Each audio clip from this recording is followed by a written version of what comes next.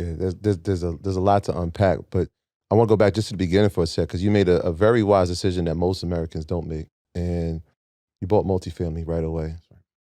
Because most times in our communities, it's like we save enough money to buy the home that we can afford, Yeah. or the dream home that we think we can afford, and we realize later that we can't.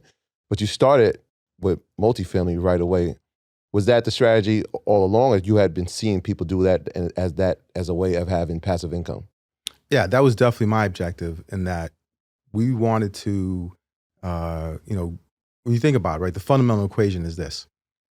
Most people buy into that American dream, right? Where, if you take a person, they go out and buy a home, they save all their money, they buy a single family home, they move into it. And for the next 30 years, most of their disposable income is going to pay that mortgage. That's it. But if they just did something a little bit differently, buy a couple of income generating assets first, right? In the case I was talking about, when I bought my first multifamily, I mean, that was making me between $800 and $1,000 a month. So they call it $1,000 a month. If you're making 60 grand and you buy a multifamily house and you can make yourself an extra $1,000 a month, you've given yourself a 20% raise, Mhm. right? And you can do that repeatedly. And the more assets you have that are generating income for you, the easier it is to buy your next one and your next one, right? It's like getting off of that point of inertia. But if you choose to buy a single family home and move into it, I think, it's not as lucrative and it's not the wealth generating uh, instrument that investment properties are. So let's get into this real estate development conversation. For somebody that's looking to become a real estate developer right now, right? What advice would you give them in order to? Because I understand that it's not necessarily easy to get into the game, and it's all about relationships a lot of times. So, what advice would you give to somebody that's looking to become a real estate developer? So the first thing is just learn the equation, right? Because you could do the equation on a multifamily, three family, which most people can have a level of access to. But it's that same equation, the same mechanics that go into doing a development deal. Granted, the variables change a little bit because if you get into development, you have to take on some different risks. But you're basically buying an asset, you're investing money in it, you're starting with a multifamily, like a three family, you're gonna learn things like how to do maintenance, right? When that toilet gets backed up, you're gonna learn something about plumbing. You're gonna learn something about electrical. And folks should not be scared to, take on the challenge because everything you learn increases your knowledge base. And when the more knowledge you have, the more you're able to monetize your situation. So, um, I would encourage folks to start small. So start with an operating property first, right? A multifamily. Learn the mechanics. Down the road, you may want to say, I'm going to buy a brownstone or some other home that you can actually renovate and reposition. Everyone watches HGTV and those kind of things. You see people doing flips. That's another aspect of, in real estate investing or real estate development that is achievable and it's accessible for most people. But if you do that, you learn how to, contract with an electrician, how to get the plumbing redone in the house, how to get a new roof put on, all the things that you basically do when you develop, but you're learning it in a little bit of a safer scenario. And once you go from crawling to walking, you can run. Yeah. So that crawling process, I'm imagining now as you're interning for free, right? You're saying, "Can I help this firm?" Take us through that process of what you're learning, what are you seeing, the negatives and positives of this space that you're now in, and to that moment where you now see your name at the bottom of the bag, and you're like, "Wait, my name needs to be next to the bigger figures on this." What's that process like for you? You mean going from just like starting to learn? Well, it's really just desire, man. Like, really wanting to learn it. You think about what this opportunity represented for me was, to actualize a dream and being an entrepreneur. And so I was intent on learning everything. So, why I stayed with that developer for free for 2 years, because I wanted to learn and I wanted to soak up everything like a sponge. So my background is in finance. I have 2 degrees in finance, a bachelor's and a master's, and I worked as an investment banker. So I came to the table with really strong financial acumen. So the math in real estate is simple math, and you don't have to be an investment banker. You don't have to have an MBA to do it. It's simple math. because the income is generated from people paying rent, you have operating expenses, and you have cash flow. It's really a simple equation. Development goes a little bit deeper because you have to take something that's not generating any income and put it through a process where you're going to borrow some capital, both debt and equity. You're going to hire an architect, maybe do some entitlement work so that you can have the right zoning or whatever you need to build. Then you're going to go through the process of actually constructing something. A little bit more risky, but once you get your wheels under you, you can do this. And so learning all of those different aspects, the financing component, being very focused on project management. So making sure our plans were getting done on time, and the legal documents that we needed around developments were also moving along and are structured properly. There's a lot of engagement in what I do now with municipalities, because when we're developing affordable housing, it can't be done without the participation and the support of government. And so there's a lot of what I think is undue bureaucracy in some markets that you have to contend with. But then there are other markets that are easier to function in. And that is why, as a company, we chose to expand out of New York City into several other markets where there really is tremendous demand for housing, both, market rate, moderate income, and, affordable housing as well. So can you walk us through the development of a building? It could be in New York or out of New York. I know there's RFPs, right? Mhm. And then you have to get the financing. Right. Then, like you said, you have to get the architect, and you got to go through the permit process. So, yeah, can you kind of walk us through Right. step by So step? so let's start with a blank piece of dirt. Okay, so you have a piece of dirt, let's call it in Brooklyn. Okay, and it's in a neighborhood that's turning over and is improving. And I, as an investor, believe, you know what, I can put a building on that piece of dirt, call it 50 units, and make money, right? So the process is, first of all, I see that piece of dirt. The first thing I want to do is what's called a zoning analysis.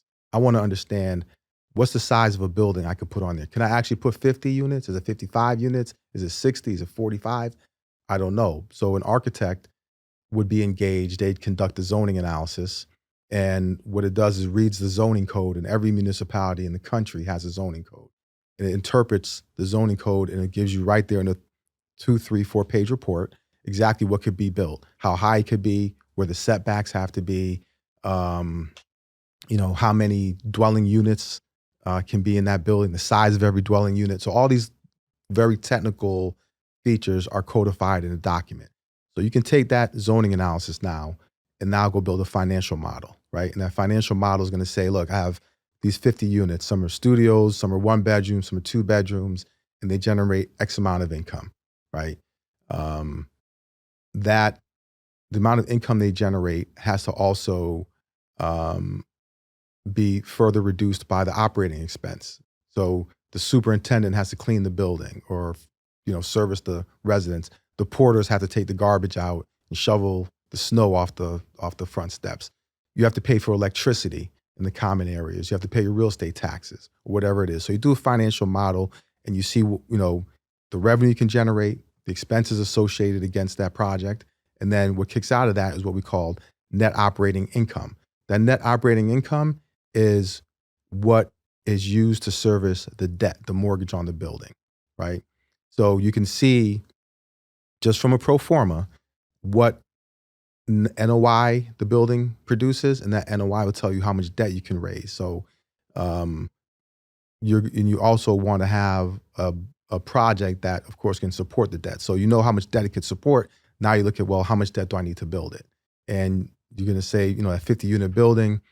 When you become a little bit more seasoned, you kind of know what construction costs are.